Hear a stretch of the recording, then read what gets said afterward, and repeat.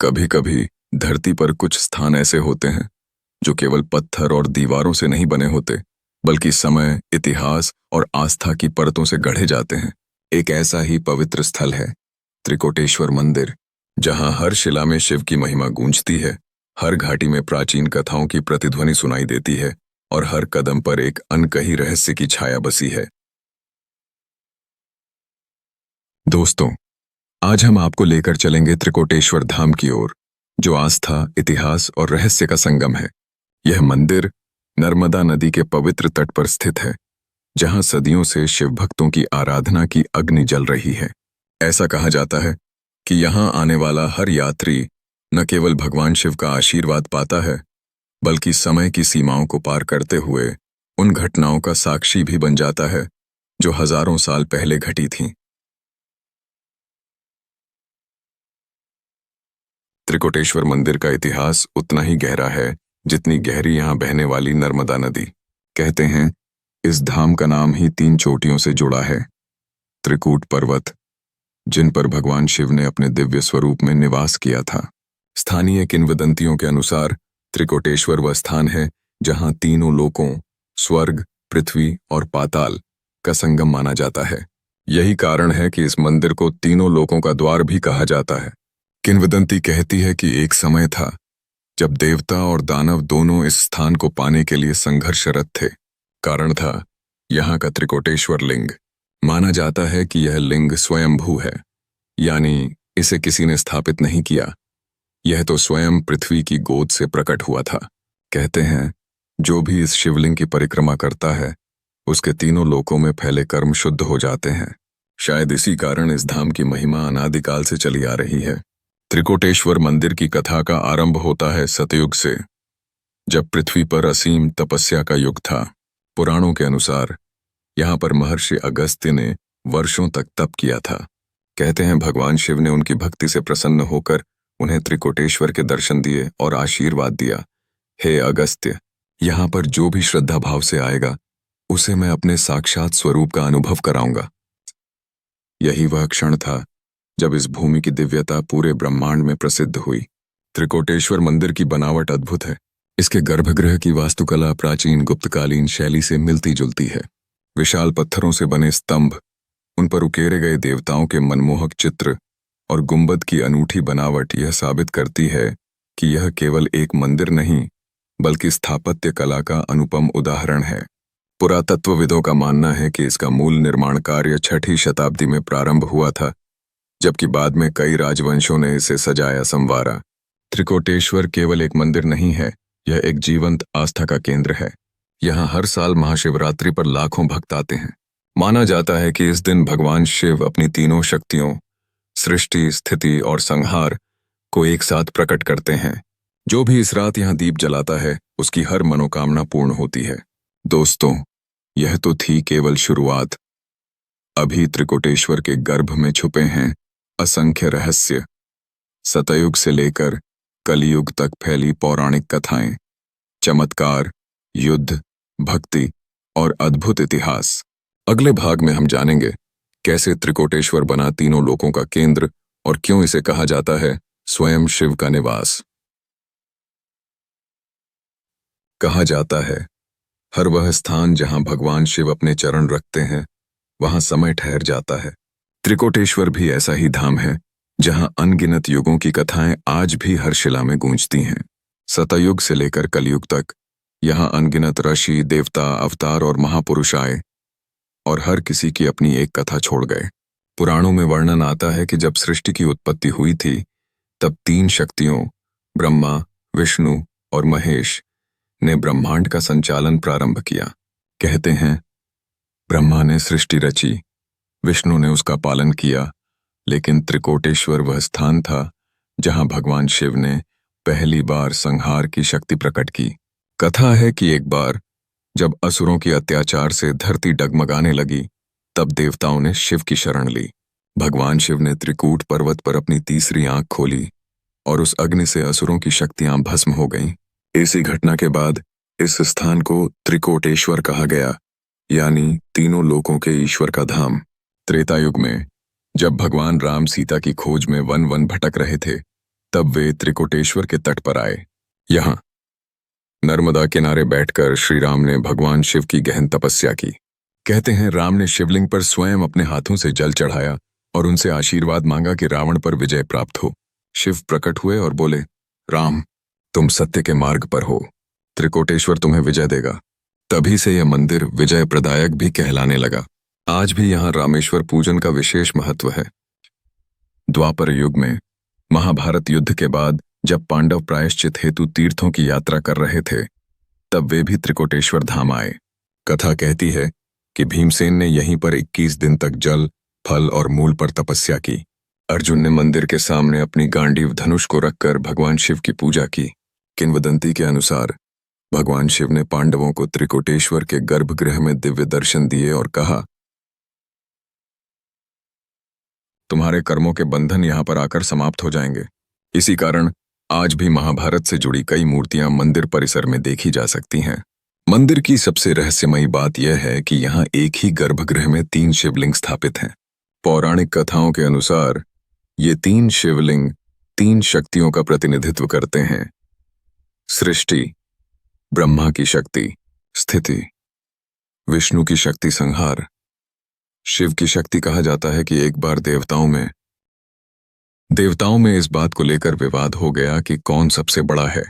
तब ब्रह्मा, विष्णु और शिव इसी स्थान पर प्रकट हुए और तीनों ने अपनी शक्ति का दिव्य प्रतीक स्वरूप 3 शिवलिंग स्थापित किए। तभी से यह स्थान त्रिकोटेश्वर कहलाया। कलयुग में भी त्रिकोटेश्वर मंदिर के चमत्कारों की कथाएं लगातार सुनाई देती हैं। एक प्रचलित लोक कथा है, कई 100 साल पहले एक किसान अपनी बीमार बेटी को लेकर इस धाम पर आया। बेटी के प्राण धीरे धीरे छूट रहे थे। किसान ने शिवलिंग के सामने बैठकर रोते रोते प्रार्थना की। कहते हैं अचानक मंदिर की घंटियां बज उठीं और बेटी की सांसें लौट आईं। इस घटना के बाद से त्रिकोटेश्वर को मोक्ष धाम भी कहा जाने लगा। आज भी बहुत से लोग यहाँ संतान, स्वास्थ्य और जीवन के संकटों के समाधान के लिए आशीर्वाद लेने आते हैं। त्रिकोटेश्वर धाम के बगल से बहती है नर्मदा नदी। मान्यता है कि नर्मदा स्वयं भगवान शिव के शरीर से निकली हैं।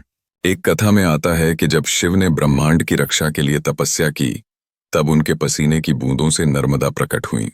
इसी कारण नर्मदा को शिव कन्या कहा जाता है। त्रिकोटेश्वर में नर्मदा स्नान का विशेष महत्व है। भक्त मानते हैं कि नर्मदा में डुबकी लगाने से सारे पाप धुल जाते हैं और आत्मा शिव में विलीन हो जाती है। दोस्तों, त्रिकोटेश्वर की पौराणिक कथाएं तो अनंत हैं, लेकिन यह तो केवल शुरुआत है। अगले भाग में हम खोजेंगे मंदिर के निर्माण का असली रहस्य, कौन से प्राचीन राजवंशों ने इसे बनवाया और क्यों यह धाम 3000 साल पुराना माना जाता है।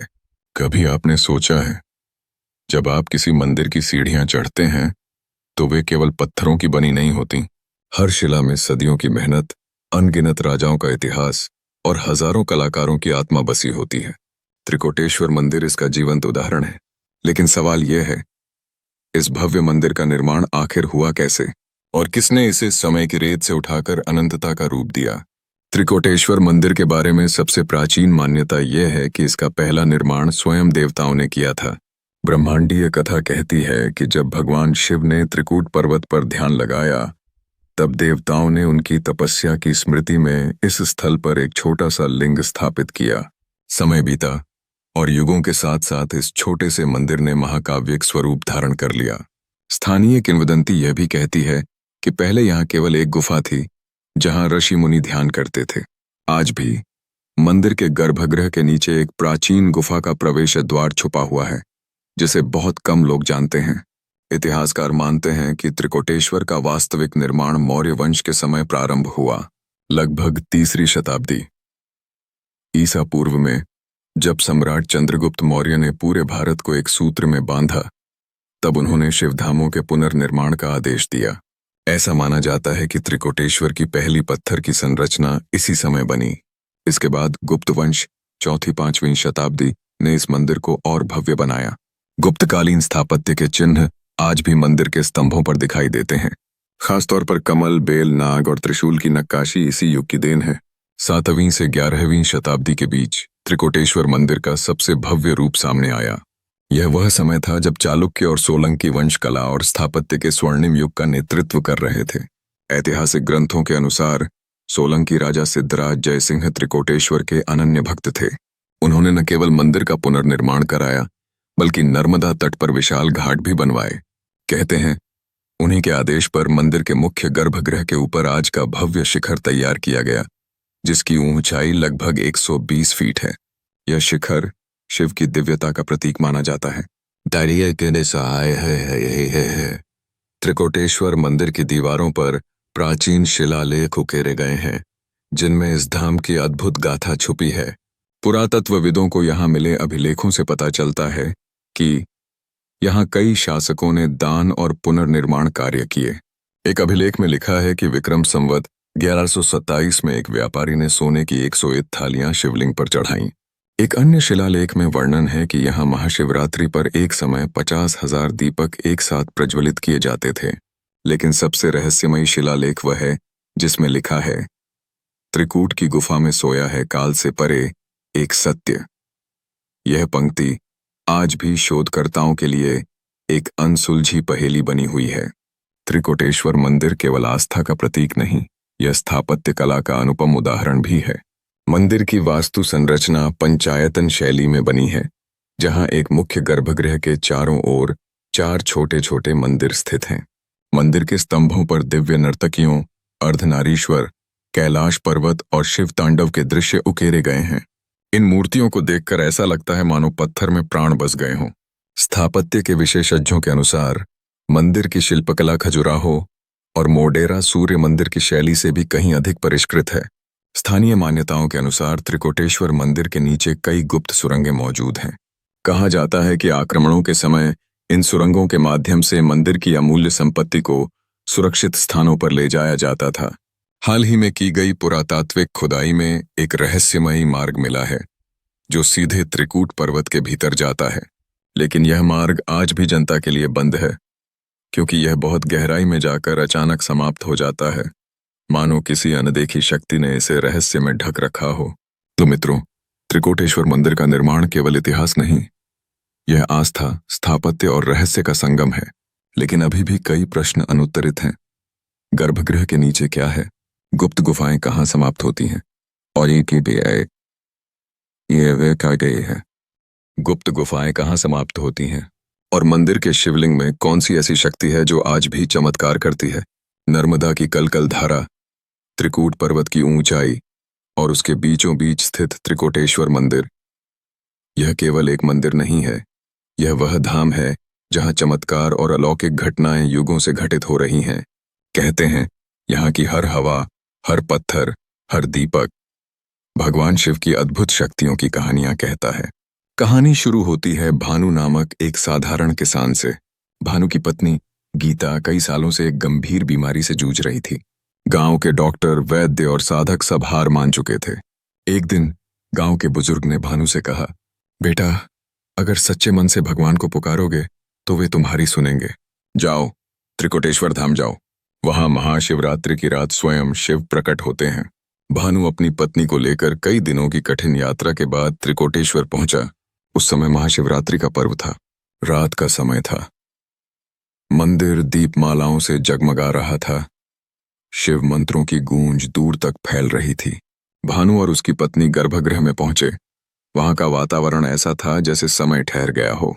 भानु ने शिवलिंग पर जल चढ़ाया। उसकी आंखें भर आईं और तभी उसने देखा, शिवलिंग से हल्की नीली आभा निकल रही थी। सैकड़ों भक्तों ने उस दिव्य प्रकाश के दर्शन किए। अगली सुबह गीता की बीमारी पूरी तरह गायब हो चुकी थी। डॉक्टरों ने इसे चमत्कार माना, लेकिन भानु के लिए यह भगवान शिव की करुणा थी। त्रिकोटेश्वर मंदिर के पास बहती नर्मदा के तट पर हर साल महाशिवरात्रि की रात एक अत्यंत गुप्त अघोर अनुष्ठान होता है। इस अनुष्ठान में केवल 12 अघोरी साधु भाग लेते हैं। वे रेत पर एक त्रिकोटेश्वर मंडल बनाते हैं, जिसके चारों ओर दीपक जलते रहते हैं। अघोरी सन्यासी एक अत्यंत गुप्त त्रिकोटेश्वर मंत्र का जाप करते हैं, जो केवल गुरु से शिष्य तक मौखिक रूप से पहुंचता है। गांव के लोग मानते हैं कि इस साधना के समय अदृश्य शक्तियां सक्रिय हो जाती हैं। एक पुरानी कथा है, कभी एक लालची व्यापारी जिज्ञासा में इस अनुष्ठान को देखने गया। जैसे ही उसने मंडल में कदम रखा, वह अंधा हो गया। सुबह पुजारियों ने उसकी आंखों पर नर्मदा जल चढ़ाया और शिवलिंग के सामने प्रार्थना की। कहते हैं व्यापारी की दृष्टि वापस आ गई लेकिन उसने जीवन भर व्रत लिया कि वह फिर कभी उस अनुष्ठान के पास नहीं जाएगा। आज भी इस साधना के समय सामान्य लोगों को वहां जाने की अनुमति नहीं है। त्रिकोटेश्वर मंदिर के पीछे स्थित त्रिकूट पर्वत अपने भीतर सदियों पुराने गुप्त रहस्य छिपाए हुए है। स्थानीय मान्यता है कि इन गुफाओं में महान ऋषि मुनियों ने तपस्या की थी। कहते हैं एक गुफा के भीतर आज भी एक शिवधूनी जलती है, जहां घी और धूप की महक हमेशा बनी रहती है। कई बार पुरातत्व विभाग की टीम इस गुफा की खोज में गई, लेकिन 50 मीटर से आगे बढ़ते ही सभी के टॉर्च अपने आप बुझ गए। कैमरों में रिकॉर्ड हुई रहस्यमयी आवाजें आज भी वैज्ञानिकों के लिए पहेली बनी हुई हैं। करीब 100 साल पहले की बात है। नर्मदा किनारे बसे गांव में गोविंद नामक किसान का बेटा नदी में बह गया। घंटों खोजने के बाद उसका निर्जीव शरीर त्रिकोटेश्वर घाट के पास मिला। गोविंद बच्चे को गोद में लेकर मंदिर पहुंचा और शिवलिंग के सामने गिर पड़ा। भोलेनाथ, मेरी सांसें ले लो, लेकिन मेरे बेटे को लौटा दो। उस रात गर्भगृह की घंटियां अपने आप बजने लगीं। कहते हैं शिवलिंग से हल्की जल की बूंदें टपकीं और सबकी आंखों के सामने वह बच्चा सांस लेने लगा। नर्मदा की धारा के संग संग सदियों से बहती हैं कहानियां उन रहस्यों की जो समय की परतों के नीचे दबी पड़ी हैं। त्रिकोटेश्वर मंदिर, जहां केवल आस्था ही नहीं बल्कि अलौकिक शक्तियां भी अपना वास रखती हैं। इस भाग में हम उतरेंगे उन अंधेरी गलियों में जहां सदियों से छिपी हैं गुप्त सुरंगें, रहस्यमयी प्रतीक और अनकहे रहस्य। मंदिर के मुख्य गर्भगृह के ठीक नीचे एक छोटी सी पत्थर की सीढ़ी है। इसे नागपत सीढ़ी कहा जाता है। स्थानीय पुजारियों का मानना है कि यह सीढ़ी किसी गहरे गुप्त मार्ग की ओर जाती है, लेकिन आज तक किसी को इसके भीतर जाने की अनुमति नहीं दी गई। पुरानी कथाओं में वर्णन है कि त्रिकोटेश्वर मंदिर के निर्माण के समय 3 गुप्त सुरंगें बनाई गई थीं। पहली सुरंग नर्मदा तट की ओर जाती है, दूसरी सुरंग त्रिकूट पर्वत की गुफाओं तक पहुंचती है और तीसरी सुरंग, उसका रास्ता आज तक कोई नहीं जान पाया। कहते हैं 1905 में एक साहसी पुरातत्वविद जॉन रॉबिन्सन ने इस सीढ़ी से नीचे उतरने की कोशिश की। वह अपने साथ साथ टॉर्च, रस्सियां और नक्शा ले गया। 3 दिन बाद वह बाहर तो लौट आया, लेकिन उसकी मानसिक स्थिति पूरी तरह बदल चुकी थी। उसने बस इतना कहा, वहां अंधेरे में कोई है, कोई ऐसी शक्ति जो इंसानों को पास नहीं आने देती। उसके बाद मंदिर प्रशासन ने इस सीढ़ी को भारी लोहे के दरवाजे से बंद कर दिया। मंदिर के गर्भगृह की दीवारों पर कुछ रहस्यमयी प्रतीक उकेरे गए हैं। इनमें से कई त्रिकूट शैली के हैं, जो लगभग 2000 साल पुराने माने जाते हैं। इन प्रतीकों में त्रिकोण, मंडल, सर्पाकार रेखाएं और अद्भुत ऊर्जा चक्र बने हैं। वर्ष 1993 में संस्कृत विद्वान डॉ. हरिनारायण व्यास ने इन प्रतीकों का अध्ययन किया। उनका मानना था कि ये प्रतीक दरअसल त्रिकोटेश्वर ऊर्जा मंडल का मानचित्र हैं। व्यास के अनुसार अगर इन प्रतीकों के रहस्य को पूरी तरह समझ लिया जाए तो यह मंदिर असीम ब्रह्मांडीय ऊर्जा को आकर्षित करने में सक्षम हो सकता है। लेकिन जब वे अपना शोध पूरा करने ही वाले थे, एक रात वे अचानक गायब हो गए। आज तक उनका कोई सुराग नहीं मिला। त्रिकोटेश्वर मंदिर के बारे में एक बेहद अजीब घटना की चर्चा आज भी भक्तों में होती है। कहते हैं 1973 में मंदिर के गर्भगृह में भारी अग्निकांड हुआ। अग्निकांड हुआ। लकड़ी के दरवाजे, कपड़े और पर्दे सब जलकर राख हो गए। लेकिन आश्चर्य की बात यह थी, शिवलिंग पर चढ़े फूल जैसे कि तैसे ताजे बने रहे। लोगों का मानना है कि यह भगवान शिव की साक्षात कृपा का प्रमाण था। त्रिकोटेश्वर मंदिर के पीछे त्रिकूट पर्वत की 3 गुफाएं हैं। पहली 2 गुफाओं में ऋषियों की मूर्तियां और धूनी के अवशेष मिलते हैं, लेकिन तीसरी गुफा के बारे में कहते हैं कि वहां अमर साधकों का वास है। गांव के बुजुर्ग बताते हैं कि जब भी कोई इस गुफा के पास जाता है, उसे अजीब सी मंत्रों की गूंज सुनाई देती है। कई बार साहसी लोग इस गुफा में प्रवेश करने गए, लेकिन कोई भी 200 मीटर से आगे वापस नहीं लौट सका। कुछ कहते हैं वहां काल भैरव की छाया खुद पहरा देती है। मित्रों, यह तो केवल त्रिकोटेश्वर मंदिर के गुप्त सुरंगों और प्रतीकों की एक झलक भर है। अगले भाग में हम उतरेंगे उन कालखंडों में जहां इस मंदिर से जुड़े ऐसे अद्भुत रहस्य छिपे हैं जो विज्ञान और समय की सीमा से भी परे हैं। हम जानेंगे नर्मदा के तल में छिपा स्वर्ण शिवलिंग, त्रिकोटेश्वर से जुड़ी महाकाल भविष्यवाणी और वह घटना जब स्वयं शिव प्रकट हुए। नर्मदा की पावन लहरें सदियों से बह रही हैं, पर इनके गर्भ में छिपे हैं ऐसे अनकहे रहस्य जो मानव कल्पना से परे हैं। त्रिकोटेश्वर मंदिर जहां हर शिला, हर दीप अपने भीतर समेटे हुए है भगवान शिव के प्रकट होने की गाथाएं। आज हम सुनेंगे उस स्वर्ण शिवलिंग की कथा, उस भविष्यवाणी की बात और उस क्षण का वर्णन जब स्वयं महादेव प्रकट हुए थे। त्रिकोटेश्वर मंदिर के ठीक सामने नर्मदा की एक गहरी धारा है। लोक कथाओं के अनुसार इस धारा के तल में स्वर्ण शिवलिंग स्थापित है। कहते हैं यह शिवलिंग त्रेता युग में अगस्त्य मुनि द्वारा स्थापित किया गया था। मान्यता है कि जब भी नर्मदा का जलस्तर किसी कारणवश घटता है तो उस तल में हल्की स्वर्णिम आभा दिखाई देती है। वर्ष 1912 में अंग्रेज अधिकारी हैरोल्ड कार्टर ने नर्मदा के इस हिस्से में गोताखोर भेजे थे। उन्होंने रिपोर्ट में लिखा, जल के भीतर एक गोलाकार चमकदार संरचना दिखी जिसकी ऊंचाई लगभग 4 फीट थी। जब गोताखोर पास पहुंचे तो अचानक एक भंवर उठा और उन्हें सतह पर फेंक दिया। इस घटना के बाद ब्रिटिश सरकार ने इस स्थान पर गोताखोरी पर रोक लगा दी। भक्त मानते हैं कि इस स्वर्ण शिवलिंग की रक्षा स्वयं नर्मदा माता करती हैं और जो भी व्यक्ति स्वार्थवश इसके पास जाने की कोशिश करता है उसे जल स्वयं बाहर फेंक देता है। त्रिकोटेश्वर मंदिर के बारे में एक बहुत ही रहस्यमयी भविष्यवाणी सदियों से प्रचलित है। कहते हैं कपालीनाथ सिद्ध नामक एक महान तपस्वी ने यहाँ 12 साल की कठोर तपस्या की थी। तपस्या पूर्ण होने पर स्वयं महाकाल ने उन्हें दर्शन दिए। कपालीनाथ सिद्ध ने कहा था, त्रिकोटेश्वर केवल एक मंदिर नहीं, यह वह धाम है जहां काल का संतुलन नियंत्रित होता है। जब कभी अधर्म अपनी चरम सीमा पर पहुंच जाएगा तब इस धरा के भीतर सोई नर्मदा ऊर्जा जागृत होगी और त्रिकोटेश्वर के शिवलिंग से एक ज्योति निकलेगी जो संपूर्ण ब्रह्मांड में फैल जाएगी। भविष्यवाणी में यह भी कहा गया है कि उस समय सिर्फ वे लोग बचेंगे जो नर्मदा तट पर भगवान शिव के चरणों में होंगे। आज भी महाशिवरात्रि की रात हजारों श्रद्धालु इस भविष्यवाणी को याद करके नर्मदा तट पर दीपदान करते हैं। कहते हैं लगभग 800 साल पहले त्रिकोटेश्वर मंदिर में एक महान घटना घटी थी। उस समय नर्मदा तट पर भीषण अकाल पड़ा था। जल स्रोत सूख गए, धान्य समाप्त हो गया, लोग भूख से मरने लगे। तब एक निर्मल सन्यासी मंदिर में पहुंचे। उन्होंने 7 दिन और 7 रात शिवलिंग के सामने महामृत्युंजय मंत्र का अनवरत जाप किया। 8वें दिन की सुबह एक अलौकिक प्रकाश गर्भगृह में फैला। भक्तों ने देखा स्वयं भगवान शिव जटा से बहते गंगा जल के साथ प्रकट हुए। उनकी आवाज गूंज उठी, मत डरो, जब तक यह त्रिकोटेश्वर मेरी शक्ति से जुड़ा है, नर्मदा तट पर रहने वाला कोई भी जीव कभी नष्ट नहीं होगा। इतना कहते ही एक अद्भुत घटना घटी। अचानक नर्मदा में जल प्रवाह बढ़ गया, सूखे खेत हरे हो गए और गांव में फिर से जीवन लौट आया। इस घटना की स्मृति में आज भी हर वर्ष ज्योति प्रकट महोत्सव मनाया जाता है। इतिहास साक्षी है, जहां भी आस्था की ज्योति प्रज्वलित होती है वहां अंधकार बार बार उसे बुझाने का प्रयास करता है। त्रिकोटेश्वर मंदिर, जो आज हमें शांत और दिव्य प्रतीत होता है, उसने अपने जीवन में ऐसे आक्रमणों, संघर्षों और चमत्कारों को देखा है जो समय के पन्नों पर सदा अमिट रहेंगे।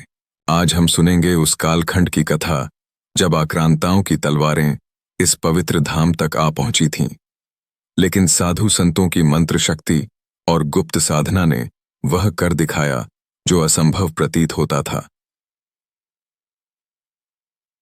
यह घटना है 14वीं शताब्दी की। उस समय मालवा क्षेत्र पर दिलावर खान घोरी का शासन था। उसने नर्मदा तट के मंदिरों पर बार बार आक्रमण कर संपत्ति लूटने का आदेश दिया था। किंवदंती है कि उसके सेनापति मलिक उस्मान ने त्रिकोटेश्वर मंदिर की अपार संपदा के बारे में सुना था। कहा जाता था कि मंदिर के गर्भगृह में स्वर्ण कलश, रत्न जड़ित आभूषण और चांदी के दीपस्तंभ रखे हैं। सन 1325 में उस्मान ने लगभग 500 सैनिकों के साथ त्रिकोटेश्वर की ओर कूच किया, लेकिन उस समय मंदिर परिसर में अघोरी साधुओं की एक टोली तपस्या में लीन थी।